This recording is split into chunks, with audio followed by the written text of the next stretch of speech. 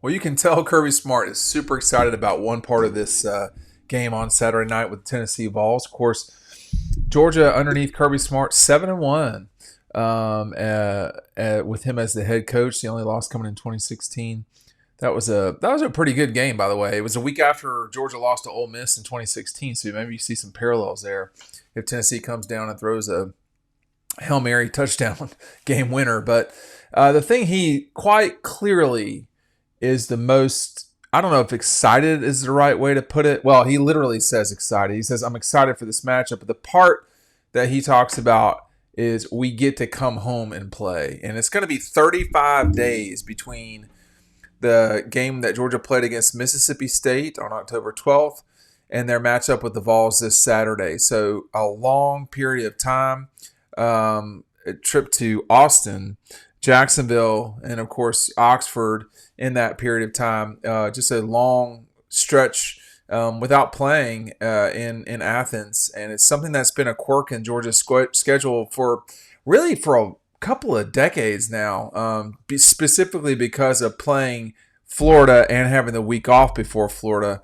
Almost always that stretch of time, if they play away before that, like they did last year at Vanderbilt, and then they don't come home after that game in Jacksonville, it makes for a very long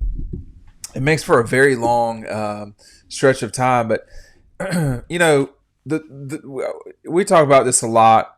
When you play on the road, it is a very tricky thing. It's a very difficult thing. That's one of the reasons for sure why Tennessee is a 10-point dog in this game. Is all the advantages you get playing at home, you don't get them on the road. You don't get the snap count advantage. It goes against you. And so that's one big thing. And Georgia's just got to figure out how to win these next three games. If they win their next three games, they're going to be in the playoff. It would be hard to imagine them not being in the playoff as a 10-2 team with the schedule they played. I mean, Georgia Tech, Tennessee, Georgia Tech, forget. You can say Tennessee, Florida, Tennessee, Alabama, Ole Miss, Texas, Clemson, and the rest of the SEC schedule. It's the most difficult schedule in the country, maybe besides Florida.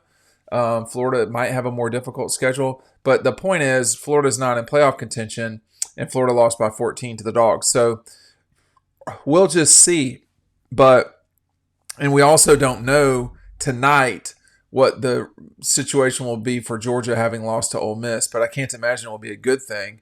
Losing by 18 on the road. So all of that notwithstanding, he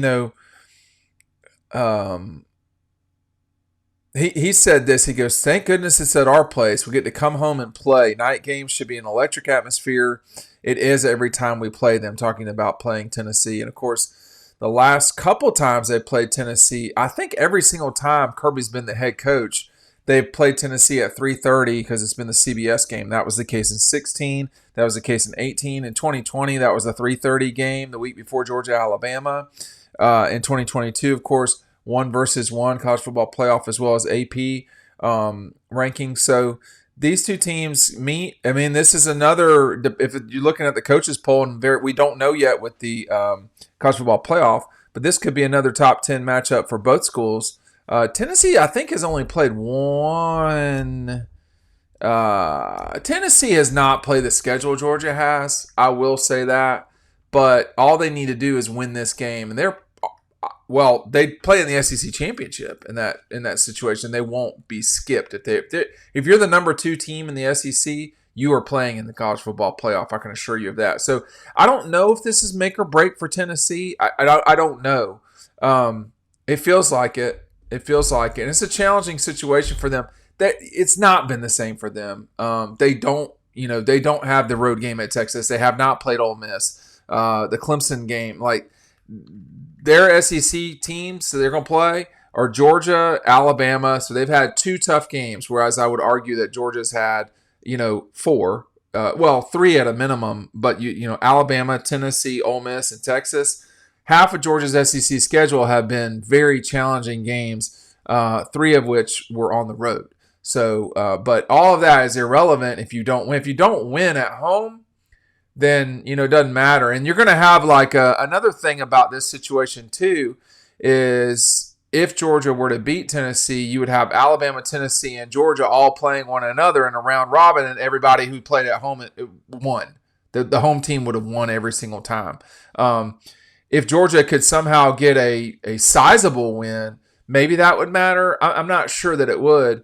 But if for those of you kind of looking around and saying, well, I'm not sure I understand Tennessee being a 10-point dog, there's a couple things that probably you're being a prisoner of the moment. Number one, you could be thinking about when Tennessee was scoring 69, 51, and 71 at the beginning of the season, and maybe not looking at the way they played lately. Their game against State, that's the best they've played in conference play outside of the Alabama game. So they really have not been great in conference play. A 10-point win over Oklahoma on the road. They looked really good in that game, but we didn't know what we didn't know then. And then, of course, they lost by 5 at Arkansas, couldn't score at all. Only managed 23 points against Florida in overtime at home. They played, I think, pretty well against Alabama. That was probably the best overall game they played this season was against Alabama, then probably NC State, and then Mississippi State. That would be what I would say. Their game against Kentucky, I mean, it was a lot closer than, it was like it was pretty deep into that game before it was decided, probably at the beginning or the middle part of the fourth quarter. So, but they took care of State. State gave a lot of people trouble this season. Georgia, Texas, somebody else I feel like. I can't remember off the top of my head, but, Tennessee handled them pretty solidly, I would say. So that was probably one of their best 2 wins between that and the Alabama game. But they have not played the slate that Georgia has at Alabama, at Ole Miss, at Texas. Tennessee, of course, they'll play the equivalent of that. So they will have played the equivalent of Georgia, Georgia, and Tennessee, Alabama. But they've not played the other kind of difficult games. And, of course, they didn't play their out of conference was NC State, which is pretty bad. Georgia will play Clemson. And a Georgia Tech team that, I don't know. I don't know.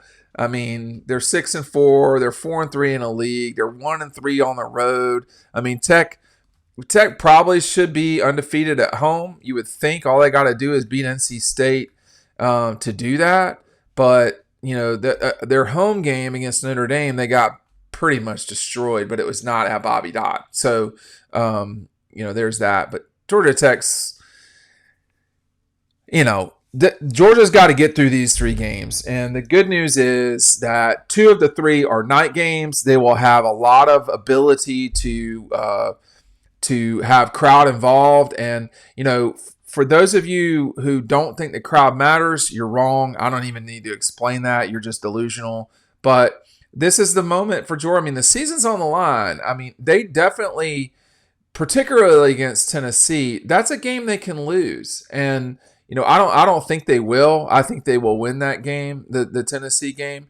But both Tech and Tennessee both are are not so bad that you can't lose. I mean, you even think about last year, the way that Brent Key's team played. I think that the challenge for Georgia is going to be, do they have the ability to run the ball or not?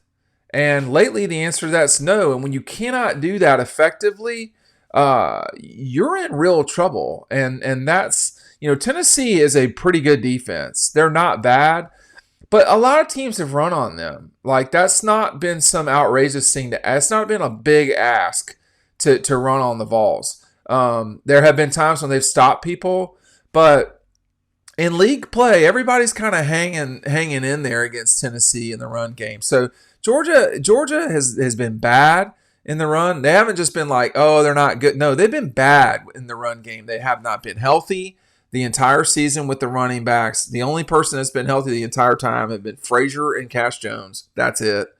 As it relates to the offensive line, there's been so many people playing. It's just there's been no consistency. So Georgia has an opportunity right now this week to reset their season, to change everything, and be in Sanford Stadium on a Saturday night. And it's tough to win there. It's Georgia's not lost a home game since 2019. I don't know the last time they lost a home night game. It's probably been oh man, off the top of my head, probably an extended period of time. But with that said, they have not played a lot of home night games over the years. That they played Kentucky at night last year. They played Ole Miss last year at night. They blew both those teams out bad. The Auburn game in 2020, that was a blowout. But they not a blowout, but that was a decisive win. That was a slow motion blowout. It was a pretty bad beating, 27-6 or whatever it was. It wasn't close. So I think it's time to get back to Athens. It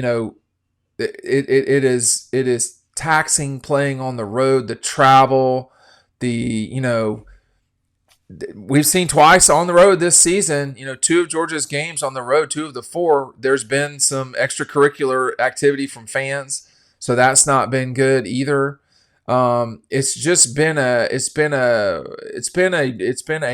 hectic road schedule. It's been probably one of the most difficult road schedules. It is possible that when the college football playoff is revealed, you will see that Georgia has played 3 teams in the top 10. I mean, Penn State's going to go the entire season and play one ranked team. It might not be, certainly not more than one top 10. So that's a joke, and it's not okay. So that's the challenge right now if you're Georgia. If you win this game, it's going to be hard. I mean, they probably will be a 17 to 20 point favorite over Georgia Tech.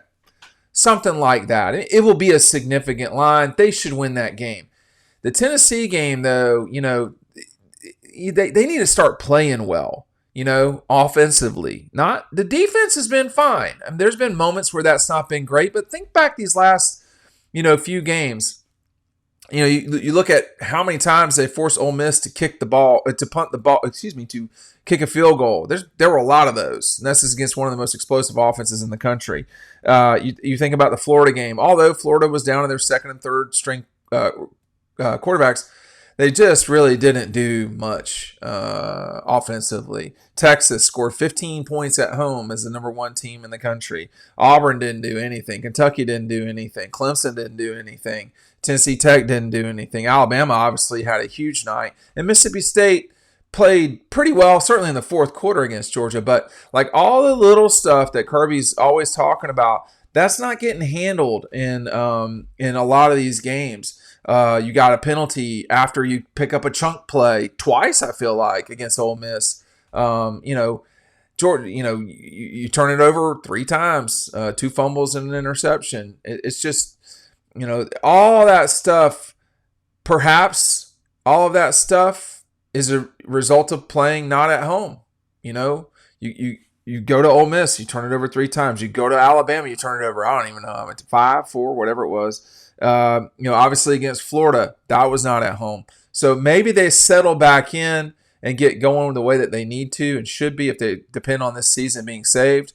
But it is time, and that's the thing that Kirby was the most excited about, was they get to play at home. And the fans got to do their part this time. I know it's annoying to hear that when it's your time, your money, your tickets, all that stuff. But I'm just saying that against Ole Miss, I think that did matter a little. Definitely mattered at Texas for sure. That was a great crowd at Texas. But it will hurt Tennessee. Tennessee had some real issues in 2020, definitely in 2022. And, the best way to disrupt an offense that can really score, like Tennessee's can score. Now, they've not lately in the SEC. They played well against State, but they've not lately played. I mean, Mississippi State's not stopped anybody in the SEC. So that Tennessee kind of got right against them. That makes sense. I mean, the only game that Tennessee scored over 30 in league play, if I'm not mistaken, is against State. A lot of people have gotten right against Mississippi State in league play. You look at,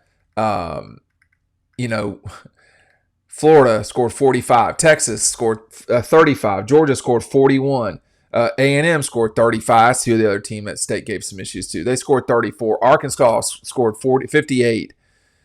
I mean, there's a lot of teams that are scoring on State. Now, State scored a little bit too. They scored a little bit too, but it's their issue is their defense. So that Tennessee did that doesn't mean that they've solved their problems on the offensive side of the ball. It'll be a real challenge for the Vols, but Kirby's glad that this game is at night. Tell me what you think about it down below.